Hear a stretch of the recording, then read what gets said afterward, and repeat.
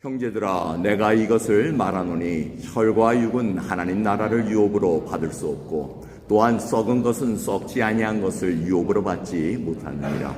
보라, 내가 너에게 비밀을 말하노니 우리가 다 잠잘 것이 아니요 마지막 나팔에 순식간에 호련히 다 변화하리니 나팔 소리가 나매 죽은 자들이 썩지 아니할 것으로 다시 살고 우리도 변화하리라. 이 썩을 것이 불갑을 썩지 아니할 것을 입겠고 이 죽을 것이 죽지 아니함을 입으리로다. 이 썩을 것이 썩지 아니함을 입고 이 죽을 것이 죽지 아니함을 입을 때에는 사망이 이김에 삼킨 바 되리라고 기록된 말씀이 응하리라. 사망아, 너의 이기는 것이 어디 있느냐? 사망아, 너의 쏘는 것이 어디 있느냐? 사망에 쏘는 것은 죄요 죄의 권능은 율법이라. 우리 주 예수 그리스도로 말미암아 우리에게 이김을 주시는 하나님께 감사하노니 그러므로 내 사랑하는 형제들아, 경고하며 흔들리지 말며 항상 주의 일에 더욱 힘쓰는 자들이더라. 이는 너희 수고가 주 안에서 헛되지 않은 줄을 알미니라. 아멘. 선교 이야기 나눌 때 가장 행복합니다. 그래서 선교 이야기 나눌 수 있는 그런 기회 주셔서 너무너무 감사합니다. 먼저 뉴라이프 교회는 하나님 나라의 축복의 통로입니다. 다시 하겠습니다. 뉴라이프 교회는 하나님 나라의 축복의 통로입니다. 아멘. 여러분 이름을 넣어서 나는 하나님 나라를 위한 축복의 통로입니다. 이렇게 고백하면 좋겠습니다. 나는 하나님 나라를 위한 축복의 통로입니다. 저는 그렇게 믿습니다. 여러분 한 분 한 분이 하나님 나라를 위한 축복의 통로임을 그렇게 믿습니다. 뉴라이프 교회 가족들이 저희를 위해서 기도해 주시는 것처럼 저희들도 뉴라이프 교회를 생각하면서 기도를 합니다. 고린도 후서 말씀에 이제 근거해서 기도를 하는데 고린도 후서 9장 8절 하나님께서는 여러분이 모든 일에 필요한 것을 언제나 가지고 모든 선한 일을 넘치게 할 수 있도록 여러분에게 모든 은혜를 베풀어 줄 수 있는 분이십니다. 9장 10절 하나님은 씨 뿌리는 자에게 씨를 주시고 먹을 양식을 주시는 하나님께서 여러분에게 씨앗을 주시고 그것을 성장시키셔서 여러분이 거둘 의의 열매가 많아지게 하실 것입니다.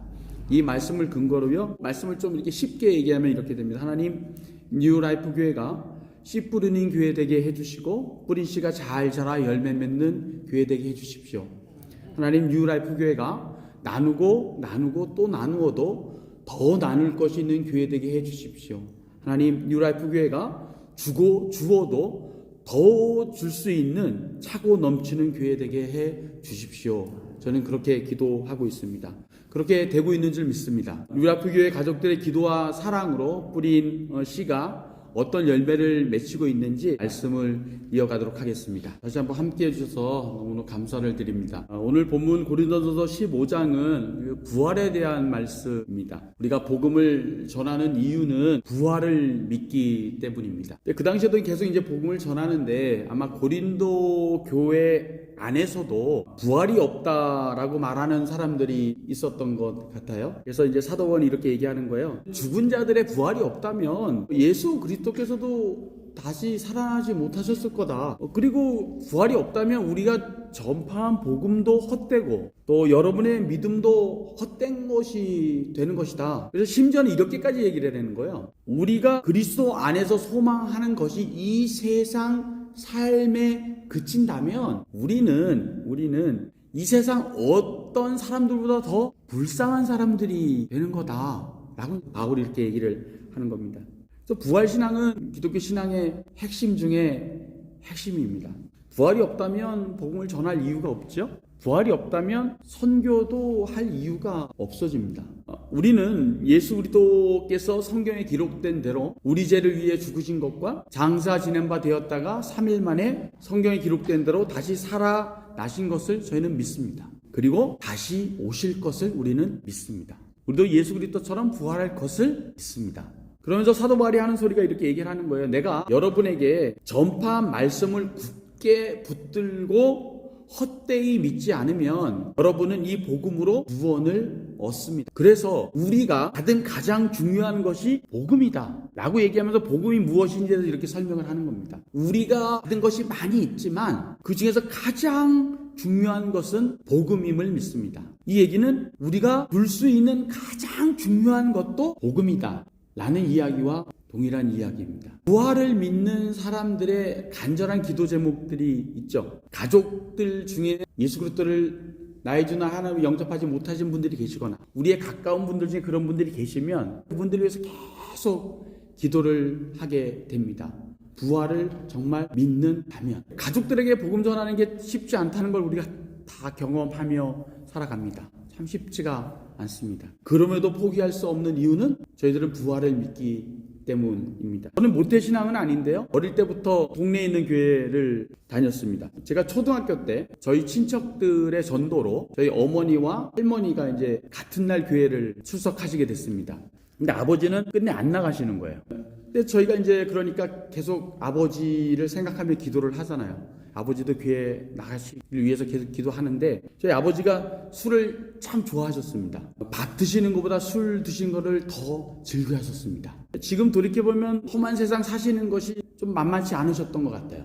좀 감당하기 어려우셨던 것 같아요. 그러니까 술이 친구가 되어지고 그런 얘기를 하잖아요. 사람이 처음에 술을 먹자면 나중에 술이 사람 먹는다 그러잖아요. 저희 아버지가 그러셨습니다. 나중에 계속 드시니까 나중에 알코올 중독이 되신 겁니다. 술 없이는 사실 수 없는 분이 되신 거예요. 어릴 때 그 모습을 저는 보고 자랐습니다. 그런 아버지가 자랑스럽지 않은 거예요. 부끄러웠습니다.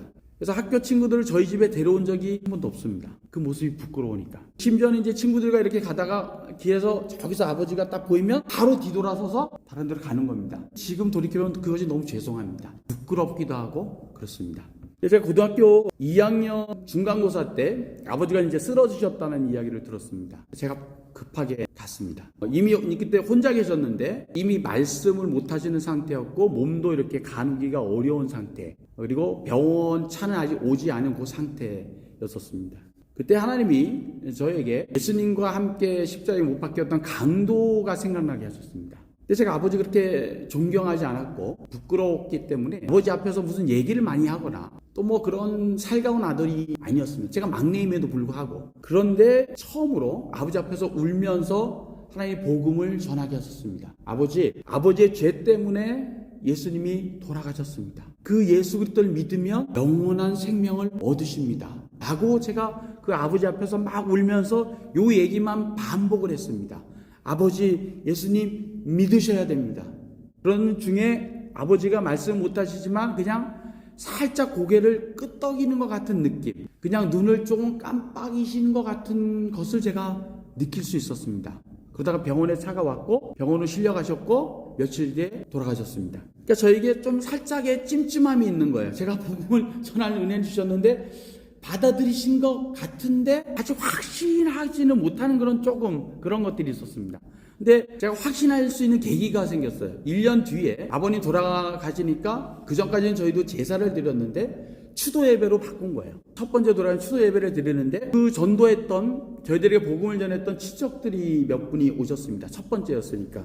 근데 그 분 중에 한 분이 이런 얘기를 해주시는 거예요. 저희 아버지가 이렇게 공동묘지에 묻혀 계신데 공동묘지 몇 칸 옆에 저희 육촌 누님이 똑같이 묻혀 계세요. 저희 아버님보다 불과 한 2달 전에 돌아가셨던 육촌 누님인데 그분은 기도원에서 기도하시다가 돌아가신 분이십니다. 근데 그 누님에게 꿈에 왜 우리 아버지를 위해서, 그분에게는 아저씨죠, 우리 아버지를 위해서 기도하지 않느냐는 그런 이야기에서 그 누님이 그렇게 많이 기도하셨다는 겁니다. 그러니까 그 얘기를 딱 듣는 순간 확신이 생겼습니다. 하나님 마지막에 은혜를 주셨구나. 근데 저희 추도예배 때 고모님이 저희한테는 부모님처럼 귀한 분이셨습니다. 좀 왕래가 작고 유일하게 어릴 때 놀러갈 수 있는 집이 고모님 댁이었는데 추도예배 때 고모님이 안 오신 거예요.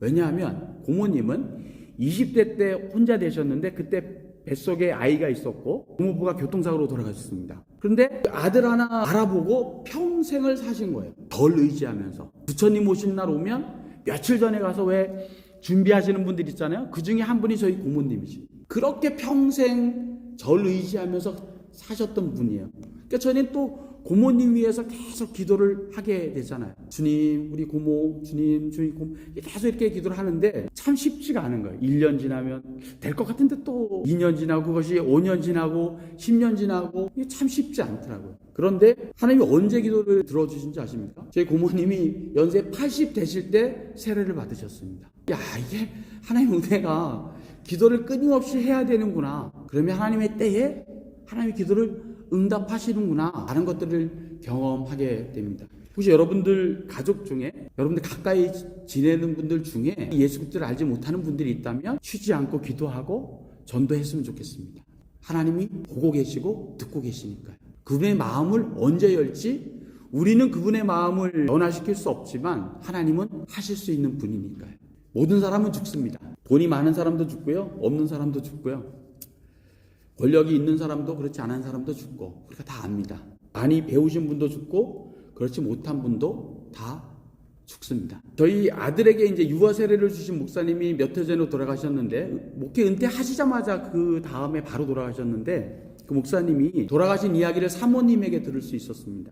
목사님 이제 병원에 암으로 입원을 하시는데 몸이 워낙 안 좋은 상태에 입원하신 거예요. 예수님 안 믿는 분들이 이렇게 병문안에 오시면 예수님 믿으세요. 이 얘기만 하셨다는 거예요. 예수님 믿으세요. 예수님 믿으세요. 예수님 믿으세요. 예수님 믿던 성도님들 오면 어떻게 얘기하셨을까요? 예수님 잘 믿으세요. 잘 짜고 한 자. 근데 그것이 저에게 굉장히 큰 부담이 갑자기 확 되는 겁니다. 나는 예수님을 잘 믿고 있는가? 성도님은 예수님 잘 믿으세요. 예수님 잘 믿으세요. 그 마디만 계속 하셨다는 겁니다. 아무도 없을 때는 혼잣말로 저는 죄인입니다. 주님 저는 죄인입니다. 저를 불쌍히 여겨주십시오. 저를 불쌍히 여겨주십시오.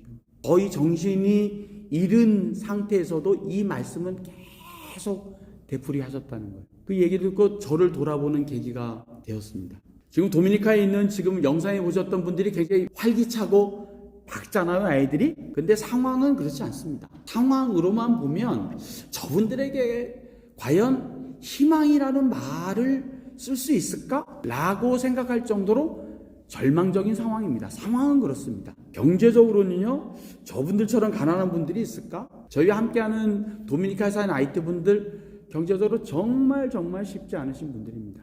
이런 데서 사람이 살아? 이런 데서 사람이 살 수 있는 거야? 그런 삶을 사시는 분들 대부분이십니다.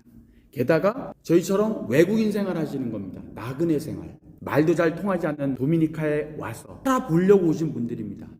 아이티가 너무 살기가 어려우니까 어떻게든 살아보려고 도미니카까지도 왔는데 계속되는 가난과 또 차별, 더 어려운 삶을 살고 계신 분들입니다. 게다가 요즘에는요, 도미니카 정부에서 이 아이티 분들을 아주 공개적으로, 아주 강하게, 아주 전국적으로 추방하고 있습니다. 작년 한 해에 17만 1000명 추방됐다고 제가 어제 잠깐 말씀드렸잖아요. 지금도 계속되고 있습니다. 대부분이 신분이 합법적이지 않기 때문에 늘 두근두근하는 가슴 불안한 상황에서 살고 계시는 분들이 대부분이십니다. 여기 잠깐 미국에 있는 동안에도 계속 연락이 와요. 누가 잡혀갔대요. 어떤 교회가 이런 어려움을 당했대요. 계속 옵니다. 그럼에도 불구하고 IT 교회는 힘껏 모이려고 힘씁니다. 그럼에도 불구하고 힘껏 찬양합니다. 그 기도가 얼마나 간절하겠습니까? 그분들의 기도 드리는 것 같이 있다 보면 저의 기도가 얼마나 부끄러운지 모릅니다. 어떤 건조해진 것 같은 저의 기도, 간절함이 많이 줄어든 것 같은 그런 저의 기도가 정말 너무 부끄럽습니다. 저를 돌아보게 됩니다. 그 잃어버린 그 무엇, 한때는 우리도 이렇지 않았던 것 같은데 그 잃어버린 그 무엇들을 그분들을 보면서 돌아보게 됩니다. 제가 IT 교회를 위해서 오늘은 두 가지 기도를 부탁을 드리려고 합니다. 그 기도는 사실 IT 교회를 위한 기도이기도 하지만 어쩌면 이 땅의 모든 교회를 위한 기도이기도 하고 뉴라이프 한인교회를 위한 기도이기도 합니다. 첫째는 말씀 위에 굳건히 선 IT 교회가 되었으면 좋겠습니다. 하나님이 천지를 창조하신 것을 여기서 본 분이 아무도 없습니다. 근데 우리는 그 사실을 믿습니다. 예수님이 우리의 죄를 대신해서 십자가에 죽으신 것을 본 사람이 없습니다. 우리는 그것을 보지 못했습니다. 그러나 우리는 그 사실을 믿습니다. 성령님이 지금 우리와 함께 하시고 계시다는 사실을 지금 눈에 보이지만 우리는 그 사실을 믿습니다. 왜요? 우리는 말씀을 믿기 때문에 그렇습니다. 하나님은 말씀입니다. 그러니 교회의 모든 것은 말씀 위에 서야 합니다. 그래서 저는 IT 교회가 말씀 위에 굳건히 선 교회가 되었으면 좋겠습니다. 오래전에 이제 IT 목사님들이 한 40여 명 정도 이렇게 모이셨던 것 같아요. 그래서 제가 여쭤봤습니다. 혹시 창세기부터 요한계시록까지 성경 한번 읽어보신 분 손 들어보세요. 목사님들이에요, 지금 목사님들. 제가 여기서는 안 여쭙겠습니다. 얼마나 손을 드셨을까요? 그냥 몇 분 정도밖에 안 계셨습니다. 야, 큰일 났다, 이런 생각이 갑자기 드는 겁니다. 하나님을 믿는데 하나님이 어떤 분인지 모르고 믿는 거예요. 아주 위험한 겁니다. 성경을 모르고 하나님 믿는다는 것은 위험합니다. 그 사실을 알고 계속 기도하는 겁니다. 어떻게 하면 IT 교회가 성경 위에 선 교회가 되게 할 수 있을까? 제가 개교에 이제 IT 교회 가면 이렇게 질문합니다. 이렇게 예배 드릴 때 성경들 혹시 성경 없으신 분 손 들어보세요. 이러면 막 혹시 줄까 싶어서 막 손을 듭니다. 저요. 제가 뭐라고 그러겠습니까? 사세요. 그만큼 가치가 있습니다. 사십시오. 사실 그분들 지금 성경 한 권 사려면요, 그분들이 남자 어른들이 지금은 이틀 정도를 일을 해야 성경을 살 수 있습니다. 그렇게 작은 돈은 아니죠. 그럼에도 불구하고 그것과 비교할 수 없는 가치가 있습니다. 그러니까 사라고 당당히 얘기를 하는 거죠. 제가 이 말씀이 중요하다는 것은 계속 사역을 하면서 경험하게 되지만 더 이 말씀의 중요성에 대한 확신을 가지게 된 일이 있습니다. 제가 어제 잠깐 보여드렸듯이 신목사님하고 세네가 갔을 때 그때부터 아팠습니다. 그때부터. 그 이후로 몇 년을 아팠습니다. 그러니까 사람이 아프니까 온갖 만약에를 생각을 많이 하게 되잖아요. 만약에 이런 가정을 많이 하게 되더라고요. 그 아팠을 때 가장 부러웠고 위대해 보였던 분들이 누구냐면 정년은퇴 하시는 분들이었습니다. 야, 저분들은 대단하신 분들이다. 어떻게 정년은퇴를 할 수 있지? 정년은퇴는 최소한 건강해야지 하잖아요. 가장 멋있게 보이기도 하고 가장 부럽기도 한 거예요. 아, 이렇게 아프다가 한참 동안은 하나님 나라로 이사 갈 수도 있겠다, 이런 생각이 한참 동안 한 적이 있습니다. 그러면서 또 하나 생각이 든 것이 뭐냐면, 어떻게 하면 이 떠날 날이, 선교지를 떠날 날이 있을 텐데 선교지에 가장 중요한 것이 무엇일까? 선교지에 무엇을 남겨두고 갈 것인가라는 생각도 계속하게 되었습니다. 그리고 선교지에 무엇이 가장 중요하다고 생각하십니까? 선교지에 줄 수 있는 게 참 많이 있잖아요. 이 고민, 이 생각 계속하게 됐습니다. 그러다 이제 말씀 묵상하다가 사도행전 20장에 가서 하나님이 그 답을 아주 깔끔하게 주셨습니다. 이 궁금증에 대한 답. 사도행전 20장이 이런 거예요. 사도 바울이 이제 선교 여행을 마치고 이제 성령의 명령에 따라서 선교지를 떠나야 하는 그런 장면입니다. 이제 떠나면 다시는 못 보는 상황이에요. 서로가 알고 있어요. 이제 사도 바울 선생이 가면 더 이상 볼 수 없구나. 끝이구나. 그러니까 서로 울면서 부둥켜 안고 이런 장면입니다. 그때 사도 바울이 이렇게 얘기하는 겁니다. 이제 나는 성령의 명령에 따라 예루살렘으로 갑니다. 그곳에서 내게 무슨 일이 닥칠지 나는 알지 못합니다. 다만 내가 아는 것은 어느 도시에 가든지 감옥과 환난이 나를 기다리고 있다고 성령께서 내게 말씀해 주신 것입니다. 바울은 성령님의 인도하심 따라 사명 따라 선교지도 갔고 선교지를 떠났잖아요.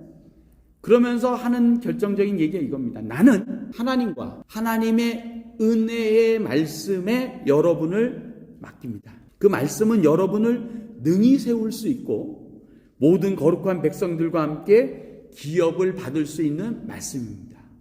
하나님과 하나님의 말씀에 여러분을 맡깁니다.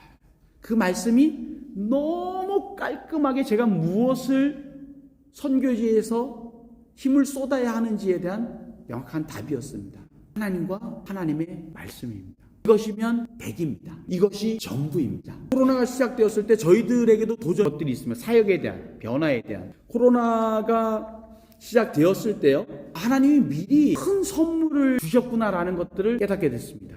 저에게 이런 어려움이 있었어요. 제가 이제 희망신학교라는 한 곳에 모여서 목사님들과 목사님 될 분들과 교회 지도자들을 이제 훈련하고 있었는데, 코로나가 시작하니까 이동 제한이 어려운 거예요. 왔다 갔다 모이는 것도 어렵지만 차를 못 타게 했었어요.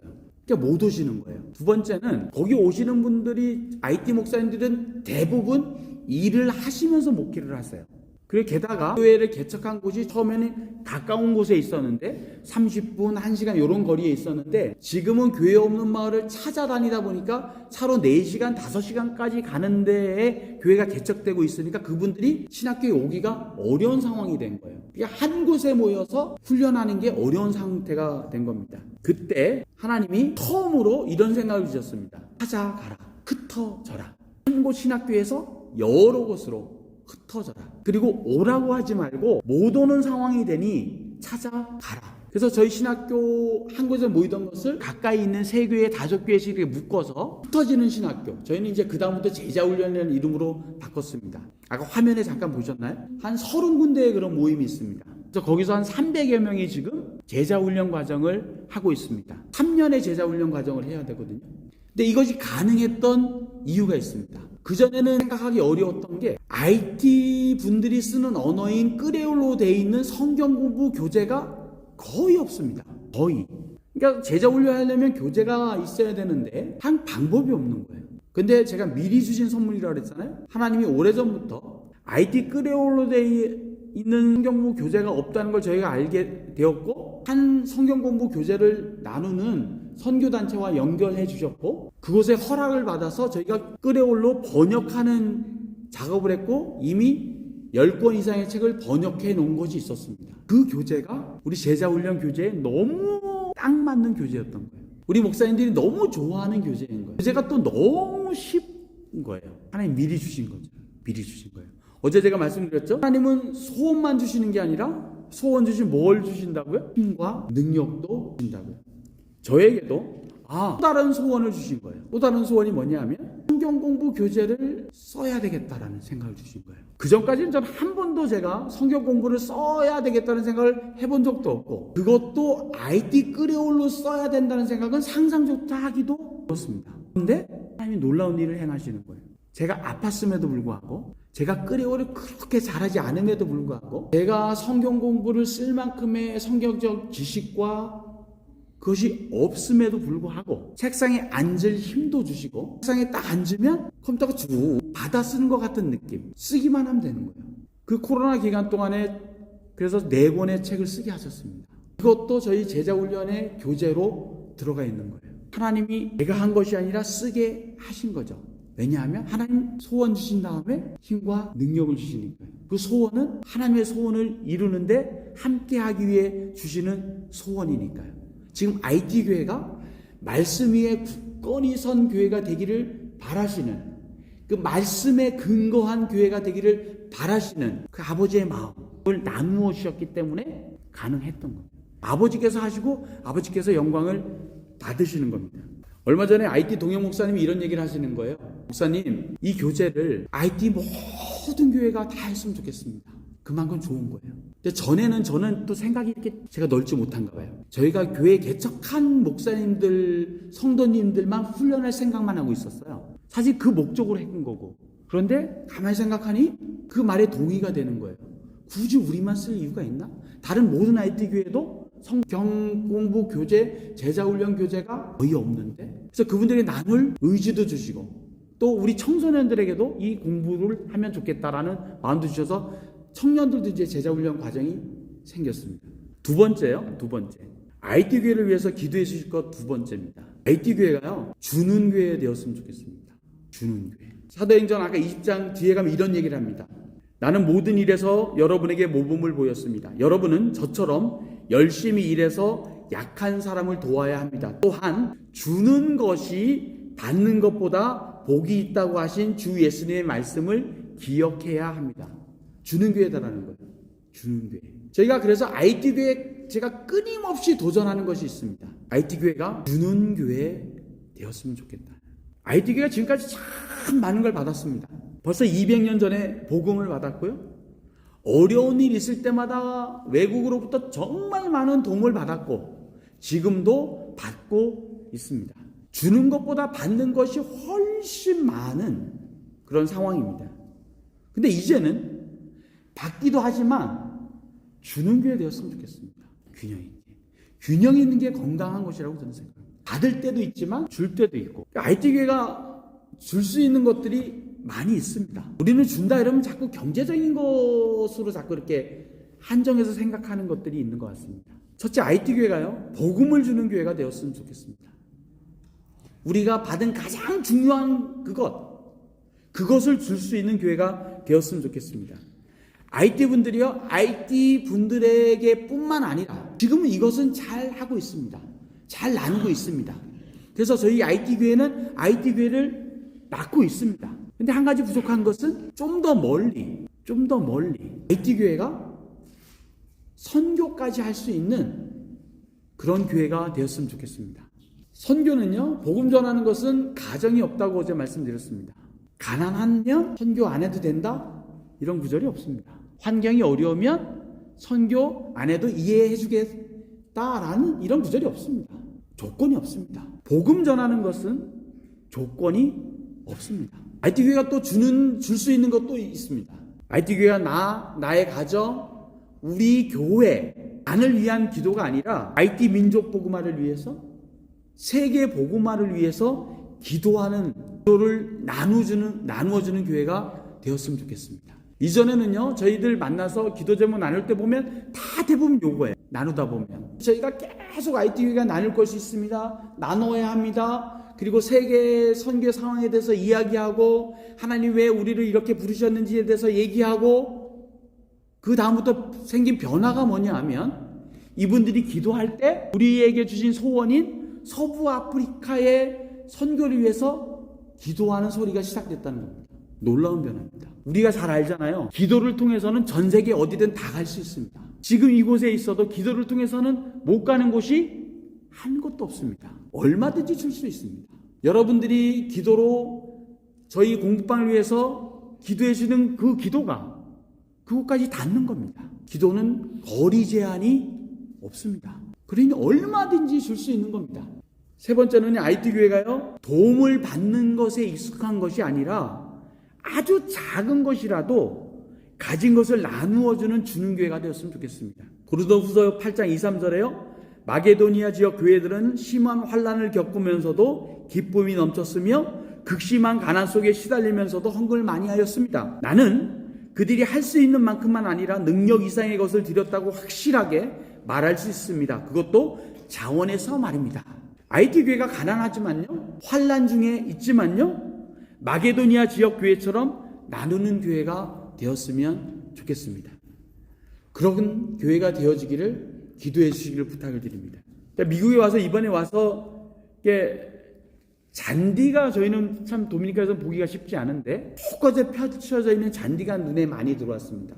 아름다운 꽃들도 많이 들어왔고, 여기서는 아직 잘 못 본 것 같은데요, 잔디 중간중간에 꽃이 핀 것을 제가 많이 봤습니다. 민들레 꽃인데, 잔디 관리하시는 분들에게는 이게 아주 골칫거리라고 얘기를 하시던데, 저에게는 그냥 보기만 하는 저의 입장에는 참 이뻤습니다. 그런데 민들레를 보게 되고 민들레에 대한 이야기를 들으면서 기도가 생겼고 바람이 생겼습니다. 우리가 알듯이 그 민들레는 거기서부터 있었던 게 아니라 어디서부터 날라왔을 겁니다. 씨앗이 날라왔겠죠. 어디서부터인가. 그리고 거기에 온 힘을 다해서 아마 뿌리를 내렸을 겁니다.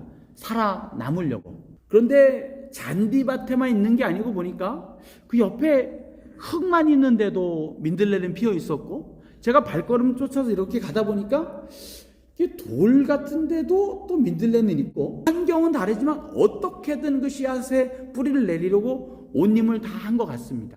그 생명력이 부러운 거예요. 우리도 저런 생명이 있으면 참 좋겠다. 이 민들레가 뽑기가 또 어렵다 그러더라고요. 저도 한번 뽑아봤습니다. 뿌리가 안 뽑히더라고요. 잘.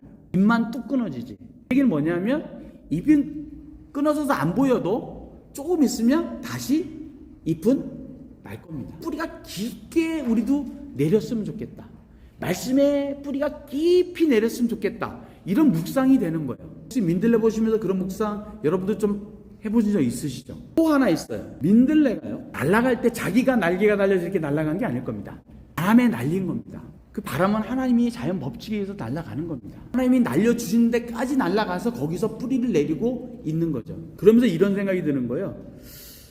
어쩌면 우리랑 비슷할 수도 있겠다. 우리도요, 여러분들도요, 여러분들의 의지와 판단과 결정으로 이곳에 있는 것 같지만 사실은 우리 안에서 행하시는 하나님이 방향도 잡아주시고 또 바람도 불어주셔서 이곳으로 인도해 주셨고 이곳에 뿌리 내리게 하신 것임을 저는 그렇게 믿습니다. 그런 생각이 드는 거예요. 하나님이 보내주신 이곳에서 뿌리 내리고 사시는 것이 사실은 쉽지 않죠. 어떤 분은 돌짝밭처럼 느끼신 분도 있으셨을 테고, 어떤 분은 잔디밭 같은, 어떤 때는 다른 다 상황이 다른 것처럼 각자가 느끼셨을 테지만 또 그것을 뿌리 내리시는 것들이 각자 얼마나 만만치 않은 상황을 겪으셨겠지만 그 모든 환경 인도하신 분이 하나님이 아니실까? 이런 또 묵상을 하게 되었습니다. 하나님 실수하지 않으시는 하나님을 우리는 믿습니다. 하나님은 완전하신 분이심을 우리는 믿습니다. 그러면 하나님이 우리를 이곳에 보내신 이유와 목적이 있으실 겁니다. 하나님이 여러분을 뉴라이프 교회에 출석하게 하시고 한 공동체로 모이게 하신 이유와 목적도 있으실 겁니다. 하나님 실수하지 않으시니까요. 이게 우리의 의지와 노력으로 100% 된 것이 아니라고 고백한다면요. 제가 들꽃을 좋아합니다. 저희 집 주변에 들꽃이 많거든요. 그래서 제가 들꽃에 사진 찍는 걸 또 좋아합니다. 그럼 아내가 그러죠. 갱년기인가요? 제가 사진 찍어서 저희 아는 분들에게 사진을 보내주는 것도 좋아합니다. 근데 정말 들꽃이 이쁩니다. 들꽃은 자세히 보지 않으면 잘 안 보입니다. 그냥 사람들의 관심을 별로 끌지 못합니다. 대부분 풀과 함께 있기 때문에 그냥 풀처럼 여겨질 때가 많이 있습니다. 근데 그 들꽃을 보면서도 또 묵상을 하게 됩니다. 이 민들레처럼. 때로는 민들레처럼요, 우리가 아는 꽃 이름일 수도 있지만 이 들꽃들에게도 이름이 있을 겁니다. 제가 모를 뿐이죠. 그런데 우리는 그냥 들꽃이라고 그냥 부릅니다. 근데 그것을 보면서 이런 묵상이 되는 겁니다. 우리가 이 땅에 사는 동안 사람들의 주목을 받지 않아도 좋겠다. 사람들이 저의 이름을 기억해 주지 않아도 상관없다. 왜냐? 우리를 창조하신, 들꽃을 창조하신 하나님은 정확히 들꽃의 이름을 알고 계시고 들꽃을 기억하고 계시기 때문입니다. 우리를 창조하신 하나님이 우리의 이름을 알고 계시고 우리의 상황을 알고 계시고 그거면 되는 것 아닌가? 라는 묵상을 하게 됩니다. 그러니 서운할 이유가 많이 줄어듭니다. 불평할 이유도 많이 줄어듭니다. 우리가 각자의 이름이 있지만 그리스도인이라는 들꽃처럼 그리스도인으로서 그렇게 불리며 그렇게 꽃씨를 날려주며 하나님 우리를 보내신 그 자리에 뿌리를 내리고 거기에서 그치는 것이 아니라 또 다른 열매를 보내주고 터뜨려주고 내 주변에서부터 멀리까지 그런 삶이었으면 좋겠습니다. 그 삶을 하나님이 기뻐하시지 않으실까요? 근데 그것은 우리가 해봐서 알지만 참 쉽지 않은 과정은 꼭 걸쳐야 할 겁니다. 오늘 부활 이야기를 하면서 58절에 이렇게 마무리합니다. 그러므로 나의 사랑하는 성도 여러분, 굳게 서서 흔들리지 말고 항상 주님의 일을 위해 자신을 들이십시오. 주님을 위해 일한 여러분의 수고는 결코 헛되지 않는 것임을 기억하시기 바랍니다. 우리는 이것만 기억하면 됩니다. 지금까지 뉴라이프 가족들이 힘써 하나님을 사랑하고 이웃을 사랑하고 세상으로 나가 섬기는 교회가 되기 위해서 힘을 다해 달려오신 것처럼 주님 다시 오실 때까지 주의 일에 더욱 힘쓰는 교회, 주의 일에 더욱 힘쓰는 우리 모든 성도님들 되어지기를 소원합니다. 저는 그렇게 기도하겠습니다.